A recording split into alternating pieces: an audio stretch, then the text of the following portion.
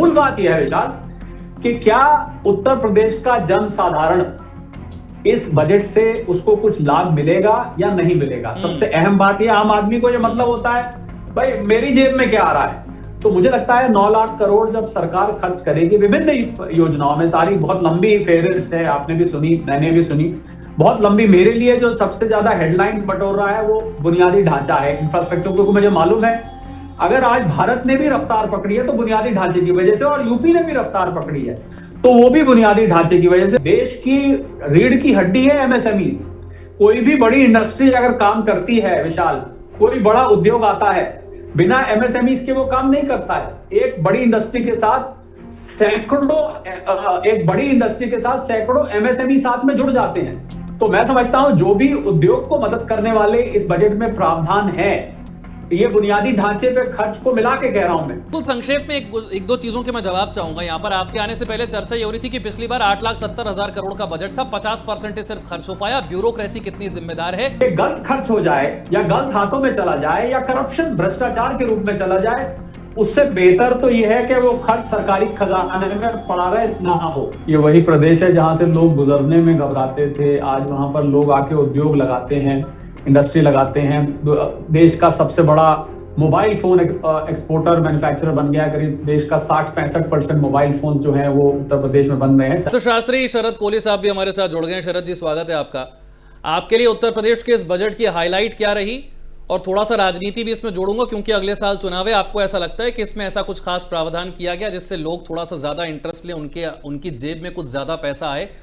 MSME को लेकर Samajwadi party ने सवाल पूछा। मेरा भी प्रश्न था कि इतनी बड़ी हमने 9 देशों के साथ ट्रेड डील की है, इतना बड़ा मार्केट हमारे लिए खुल गया है, क्या हमारा एमएसएमई जो हमारे एक्सपोर्टर हैं, जो हमारी इंडस्ट्री है, जो हमारी मैन्युफैक्चरिंग है, क्या वो इतनी तैयार उत्तर प्रदेश में आपको नजर आती है कि वो इस ट्रेड डील का पूरा लाभ उठा सके? और वो जो 1 डिस्ट्रिक्ट 1 प्रोडक्ट की बात की गई थी, क्या उत्तर प्रदेश में उस योजना में इतना दम आपको नजर आता है? नमस्कार विशाल, आपको, मेरे सह पैनलिस्ट और एफएम न्यूज के सभी दर्शकों को मेरा अभिनंदन। देखिए, ग्लास आधा खाली है या ग्लास आधा भरा हुआ है, ये अपना अपना देखने का नजरिया है। हमारे जो माननीय अभी प्रवक्ता बोल रहे थे, उनका अपना नजरिया है देखने का। कुछ हद तक वो अपने नजरिए से ठीक होंगे और उनकी ड्यूटी भी बनती है। अगर वो विपक्ष में बैठते हैं तो प्रश्न उठाना, सवाल पूछना उनकी ड्यूटी बनती है, ये इस बात से हम इनकार नहीं कर सकते। पर फैक्ट ये है कि ये उत्तर प्रदेश उल्टा प्रदेश हुआ करता था, ये तो जग जाहिर है, सबको पता है। आज उस उत्तर प्रदेश में सरकार की विभिन्न योजनाओं द्वारा 9 लाख करोड़ से ऊपर का बजट टॉप के 2-3 राज्यों में बन गया है। ये वही प्रदेश है जहां से लोग गुजरने में घबराते थे, आज वहां पर लोग आके उद्योग लगाते हैं, इंडस्ट्री लगाते हैं। देश का सबसे बड़ा मोबाइल फोन एक्सपोर्टर मैन्युफैक्चरर बन गया। करीब देश का 60-65% मोबाइल फोन जो है वो उत्तर प्रदेश में बन रहे हैं, चाहे वो नोएडा की बदौलत हो, जहां हो। आज एमएसएमई की आपने बात करी, मैं जरूर एमएसएमई पे बोलना चाहूंगा। मेरे दिल के बहुत करीब भी है एमएसएमई। इस समय भारत में 7 करोड़ एमएसएमई हैं, यूपी में बहुत बड़ा हिस्सा एमएसएमई का है। और जब भी आप बुनियादी ढांचे पर खर्च करते हैं विशाल, ध्यान दीजिएगा इस पे, हम एमएसएमई में सीधी घोषणाएं, 2 तरीके की घोषणाएं होती हैं एमएसएमई पे। एक सीधी घोषणा होती है, यानी कि एमएसएमई का नाम लेके आप जब कोई स्कीम निकालते हैं, तो पहली बात तो केंद्र सरकार ने भी एमएसएमई की अभी 10,000 करोड़ रुपए का इक्विटी फंड बनाया है। पहली बार माइक्रो और एसएमई को अलग किया गया है, यानी कि माइक्रो है जो ज्यादातर है, उनके लिए 2,000 करोड़ का सेल्फ रिलायंस फंड बनाया गया है। वो भी उसका लाभ देश के सभी एमएसएमई को आएगा, जिसमें यूपी भी शामिल है। अब मैं जो दूसरी बात कहने जा रहा था कि जब आप ऐसी घोषणा करते हैं जिसमें बुनियादी ढांचे पर, मान लीजिए एक्सप्रेसवेज पर, हाईवेज पर जब खर्च किया जाता है, तो इसके लाभार्थी एमएसएमई अपने आप हो जाते हैं। देश की रीढ़ की हड्डी है एमएसएमई। कोई भी बड़ी इंडस्ट्री अगर काम करती है विशाल, कोई बड़ा उद्योग आता है, बिना एमएसएमई के वो काम नहीं करता है। एक बड़ी इंडस्ट्री के साथ सैकड़ों एमएसएमई साथ में जुड़ जाते हैं।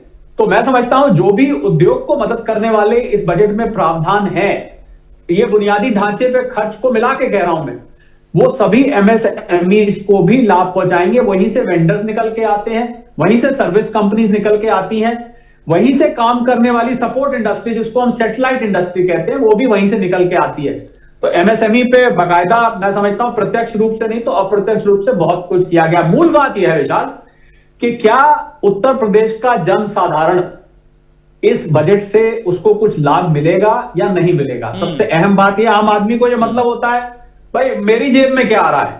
तो मुझे लगता है 9 लाख करोड़ जब सरकार खर्च करेगी विभिन्न योजनाओं में, सारी बहुत लंबी फेहरिस्त है, आपने भी सुनी मैंने भी सुनी, बहुत लंबी। मेरे लिए जो सबसे ज्यादा हेडलाइन बटोर रहा है वो बुनियादी ढांचा है, इंफ्रास्ट्रक्चर, क्योंकि मुझे मालूम है अगर आज भारत ने भी रफ्तार पकड़ी है तो बुनियादी ढांचे की वजह से, और यूपी ने भी रफ्तार पकड़ी है तो वो भी बुनियादी ढांचे की वजह से। और आज अगर यूपी देश के टॉप 2-3 राज्यों में हो गया जीएसडीपी के मामले में, ग्रॉस स्टेट डोमेस्टिक प्रोडक्ट जिसको हम कहते हैं, उसके पीछे बुनियादी ढांचे को सुदृढ़ करना, 2 चीज मैं जिम्मेवार मानता हूं। पहला बुनियादी ढांचा, दूसरा law and order. Law and order की आज जो सिचुएशन है, ठीक है मैं ये नहीं कहता कि यूपी क्राइम मुक्त हो गया है, मैं कभी भी ऐसी कोई बात नहीं कहूंगा कि क्राइम मुक्त हो गया, अब तो यूपी में कोई क्राइम ही नहीं होती, ऐसा नहीं है। परंतु इसको हमेशा हम एक तुलनात्मक दृष्टि से देखते हैं कि पहले जो परिस्थिति थी और आज जो परिस्थिति है उसमें बदलाव आया है, और जो क्रिमिनल्स हैं वहां पर उनके मन में एक डर है, आम आदमी के मन में एक राहत की सांस है कि अब हम इस राज्य में हम पनप सकते हैं। इंडस्ट्री के मन में राहत है। आप क्या समझते हैं अगर लॉ एंड ऑर्डर खराब हो तो क्या वहां पर इंडस्ट्री लगेगी? बिल्कुल नहीं आएगा।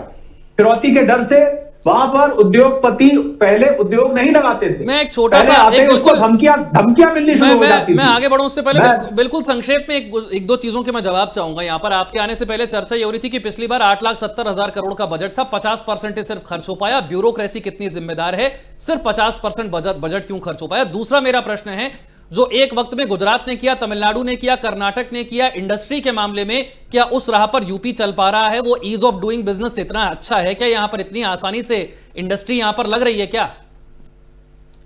पहले मैं आपके पहली वाली बात का जवाब दे देता हूं कि पूरा खर्च क्यों नहीं हो पाया। बहुत अच्छा सवाल है ये। पहली बात तो इसमें सरकार को भी इस बात पे सफाई देनी चाहिए कि उन्होंने इतनी धीमी रफ्तार से खर्च क्यों किया।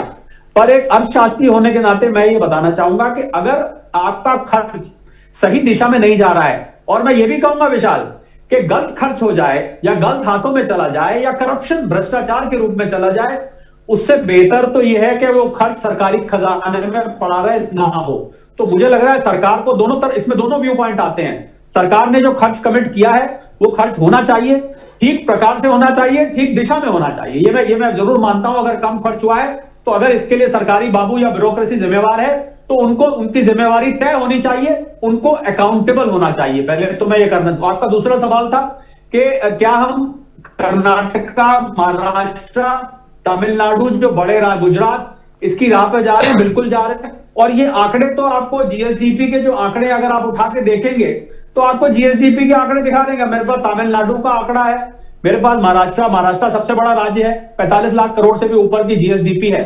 आज यूपी की जीएसडीपी 30 लाख करोड़ पार कर चुकी है।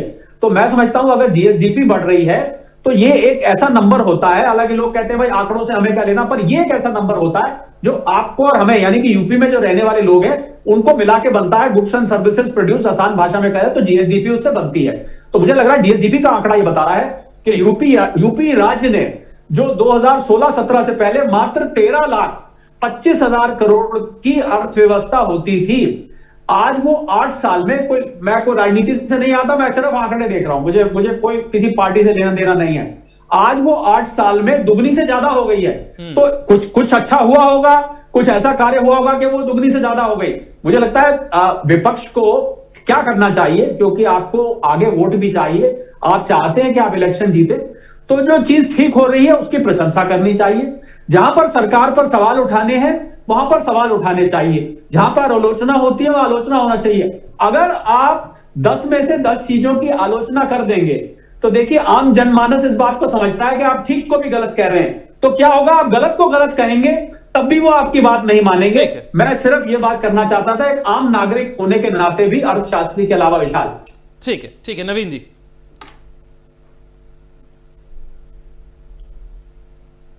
बहुत बढ़िया बात कोहली साहब बोल रहे थे, मैं कुछ हद तक उनके साथ बहुत सहमत हूं।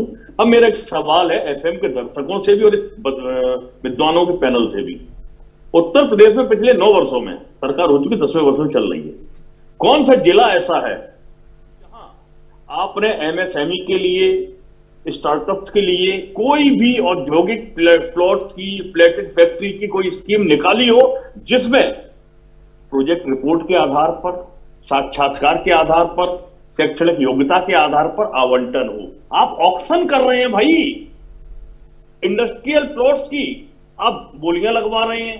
कहां से आपका नया एंटरप्रेन्योर पैदा होगा, कैसे होगा, कौन सा फाइनेंशियल उसको मिल पाएगा, कहां से वो फंड जनरेट करेगा। और सेकेंडली, चाहे आप यूपी सीडा में चले जाइए, चाहे किसी इंडस्ट्रियल प्राधिकरण में चला जाइए, प्रैक्टिकली आप देखिए, आपको छोटे छोटे कामों के लिए खूब निवेश मित्र पोर्टल बनाते रहिए। कौन सुन रहा भाई साहब?